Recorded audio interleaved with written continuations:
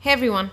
So in this video, we're going to be looking at how to combine the concepts that we've learned in the last module and this one together.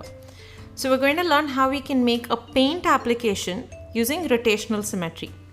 What we mean by that is these days there's a lot of applications available on the internet where you can create like these mandalas and drawings that are circular by drawing just one part of it, like one small part of it, exactly like this. And this is what we're going to be learning how to make. We're going to have options on it just like any other paint application, but our options are actually going to be deciding how much symmetry we have rather than just the colors. So let's get started with it. Now, before we get into the code, we have to sort of first look at the steps that are involved in this project. So that will help us plan better. So the first step will be to create a rotational grid. And the second step is going to be able to draw in it.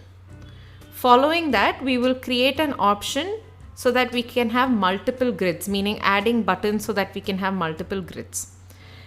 Post that, we can also add buttons for colors, etc. But these are the three main steps that we're going to be doing.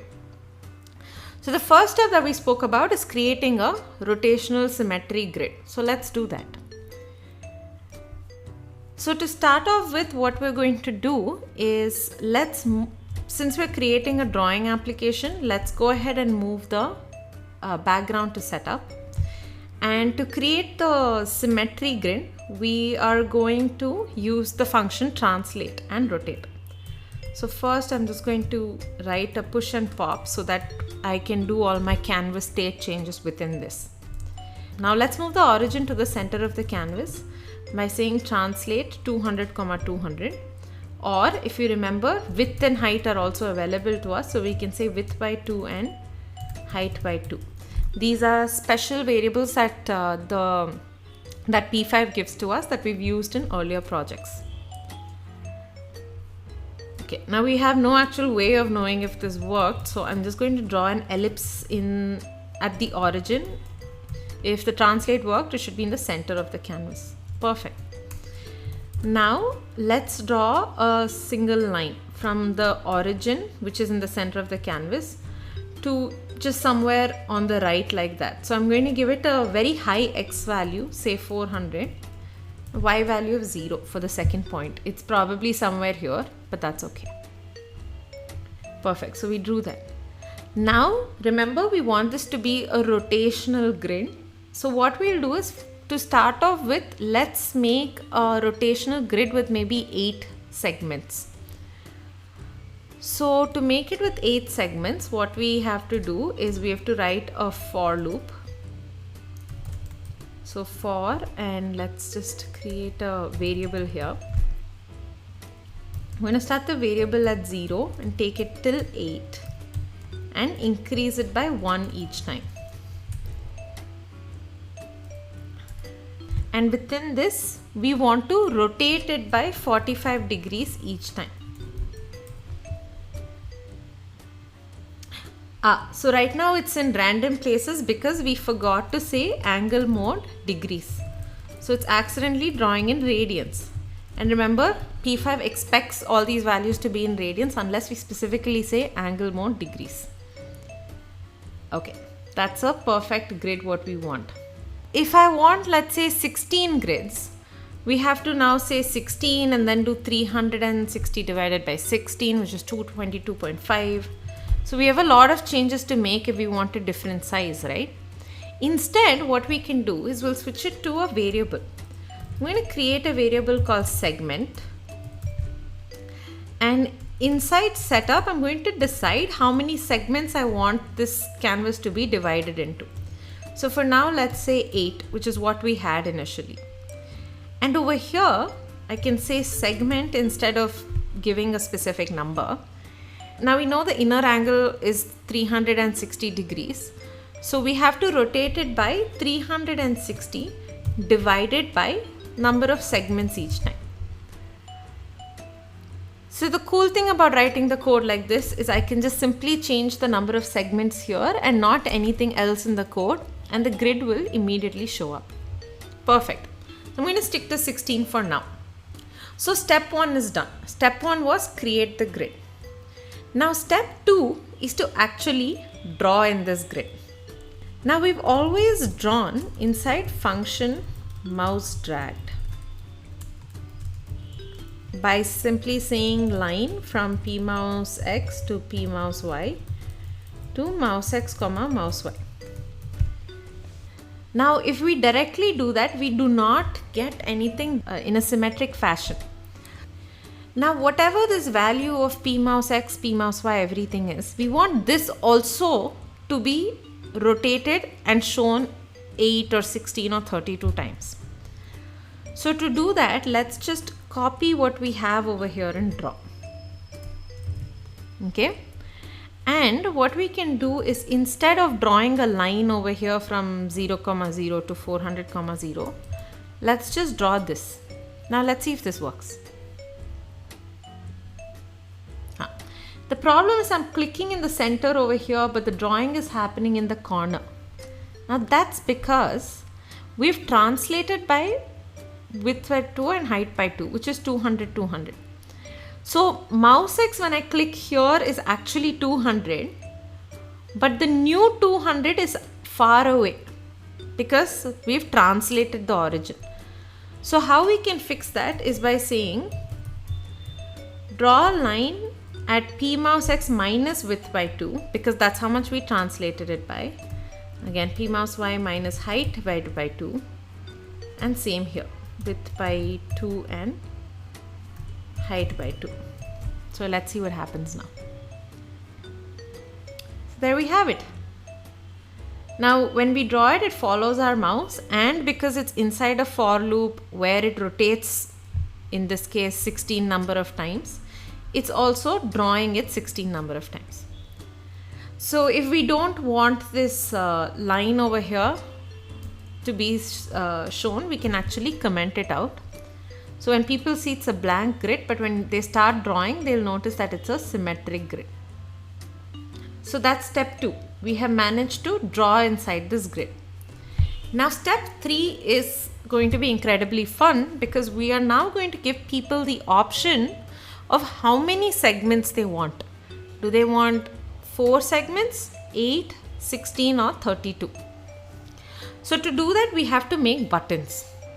So first let's make the buttons, and then we will provide a value inside the buttons.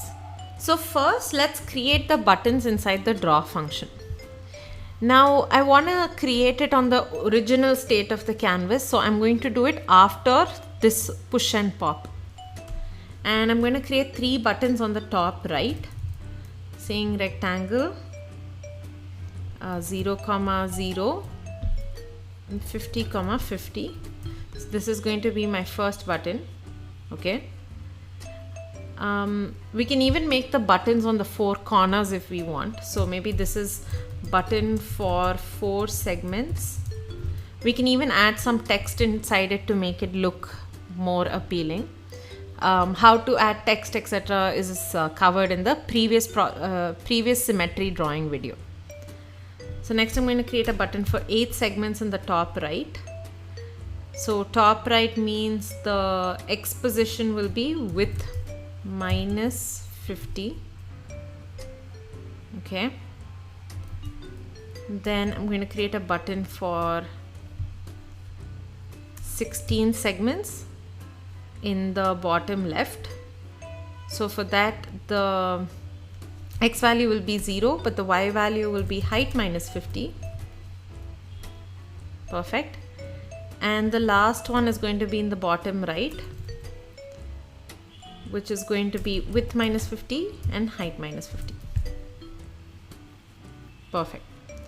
Now, just like we did before when we're creating buttons, we have to write conditionals for all of these within the mouse pressed function, so that when someone clicks the mouse, we can tell are they clicking within one of these buttons. So let's go ahead and do that. We're going to write function mouse pressed in the bottom.